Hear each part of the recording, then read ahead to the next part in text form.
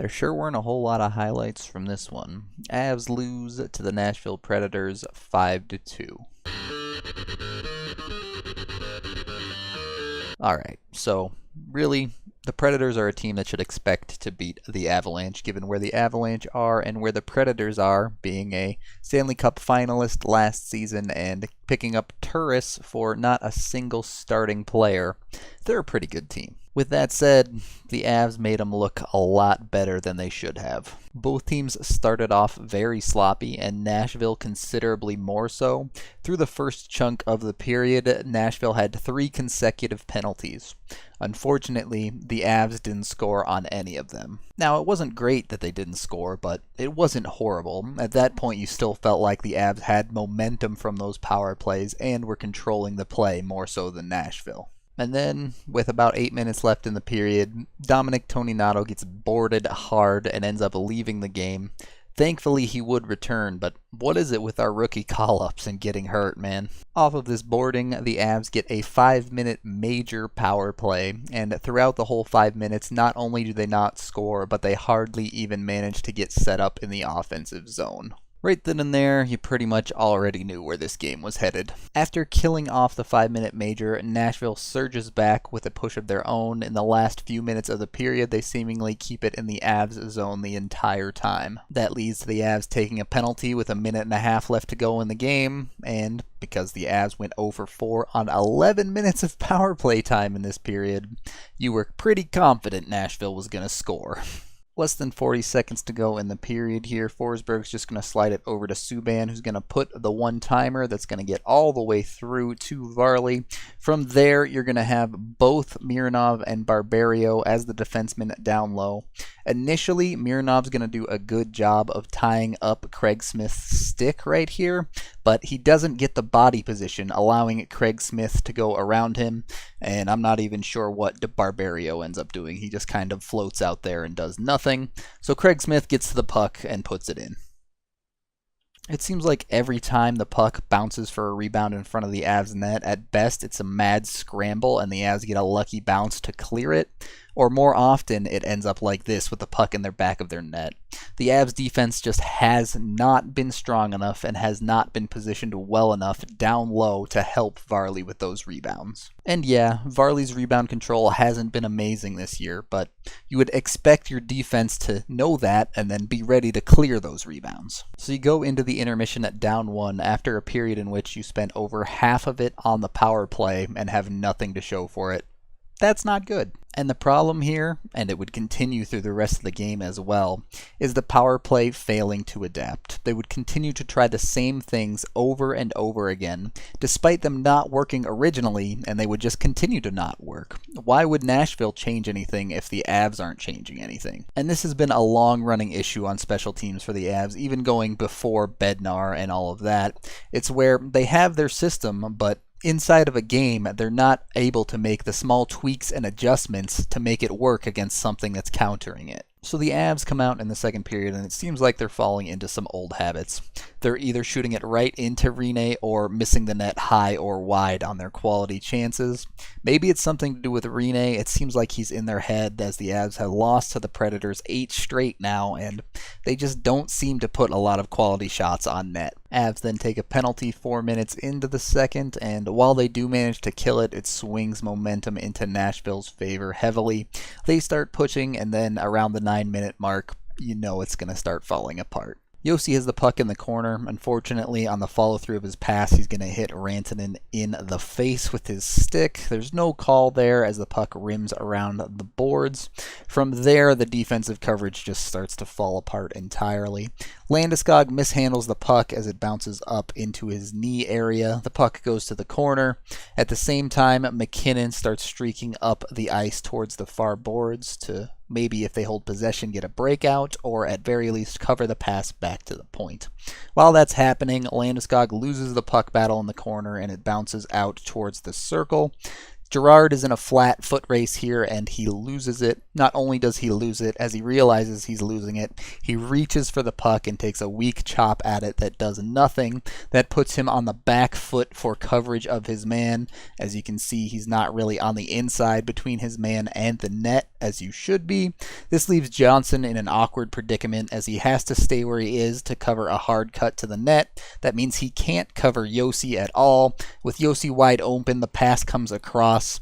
Johnson tries to turn and cover, but he doesn't do a good enough job sealing up the passing lane, ends up going right through his legs back to the far side.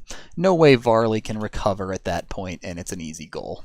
So Rantanen getting knocked down behind the net like that is unfortunate, and that's why Josi was left uncovered. But at the same time, you can't just have error after error after error going on the rest of the play and it'd be okay. McKinnon going way too high, and then Landy, after losing the puck battle, letting his man beat him to the net is just not acceptable. And from here, we've seen this before this year. When the Avs are struggling to score goals, that's where they seem to be weak mentally, and they find themselves struggling along, and then once the other team starts picking up momentum, everything just completely falls apart. Just a minute and a half after giving up the second goal, the Avs give up a third. Some problems that are pretty normal for the Avs here. You have all 5 Avalanche members down deep, at least at the hash marks, and 4 of them are in the corner with the puck. If you're going to commit like this, you cannot let this puck get out of that corner in possession of Nashville.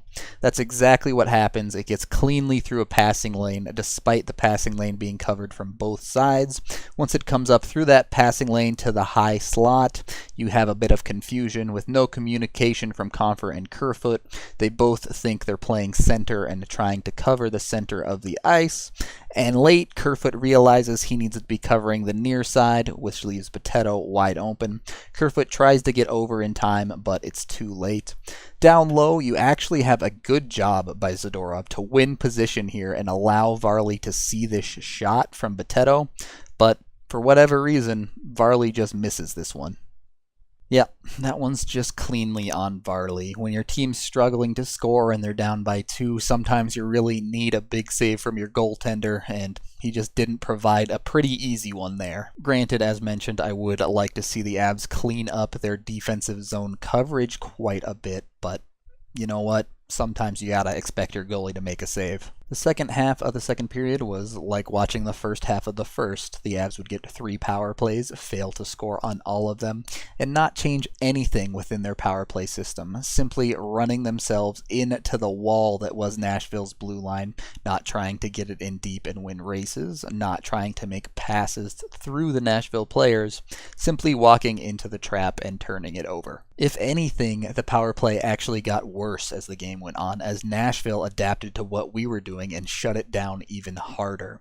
The Avs need to change something when they see other teams figuring out their systems. So now you're down 3 at the second intermission, and against a team as good as Nashville, you don't expect to come back here from the Avs. The Avs do come out and attempt to make a push in the start of the third period, but it doesn't last, and 6 minutes in, they end up taking a penalty, and of course, Nashville's going to show them how it's done on the power play. Ekholm's going to just pass across to Josi here. Both Nieto and Soderberg are going to choose to play this aggressively as the forwards. As they do that, you have Fiala sneaking in off the half boards with Zadorov down pretty low in the zone. Both Nieto and Soderberg leave a perfect lane between them as Nieto's covering the pass back to Ekholm, and Soderberg is going to try and cover the pass to the far half boards. Josi makes a nice pass to find him, and that leaves Zadorov in an awkward spot where he has to cover the man directly in front of him, leaving no one to cover the drop pass as Nieto has aggressively gone across to the other side of the ice, and then Ekholm gets to just wind up and unload a bomb. A great shot, and Zadorov ends up being a perfect screen in the awkward situation. Realistically, the game was probably over at that point anyway, but that made sure of it. Nashville would add on one more off of a deflection a bit later, not a whole lot worth talking about there, and then luckily at least the Avs would add a couple highlights for us at the end of the game, even if the goals didn't really mean anything. This one's a bit of a lull goal, but hey, it still counts for something. Zadorov's going to do a nice job finding Mironov coming into the zone behind him. Then Mironov's just going to kind of flick a wrister towards the net, and somehow it finds its way through and into the back of the net.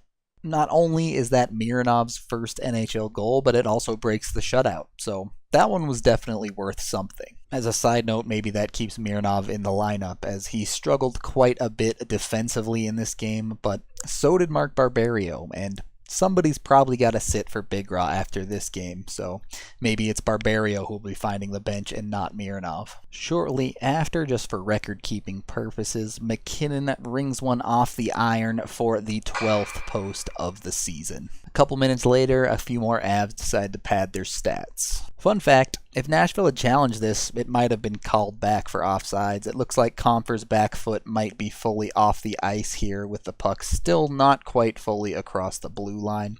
But it was a 5-1 game, so Nashville didn't bother. As Kerfoot takes the line, Compher streaks down the middle. Kerfoot's going to do a good job to find Compher here, and Compher with a nice backhand for the goal. On the one hand, it's a nothing goal. On the other, seeing Compher put one in feels pretty good. Hopefully he's starting to get back to 100% after having his thumb broken and trying to play through it a bit in the past couple games. And that 5-2 would be your final. Sticking to a few of the positives here, I thought Landeskog and McKinnon did look good. At the very least, they were generating chances.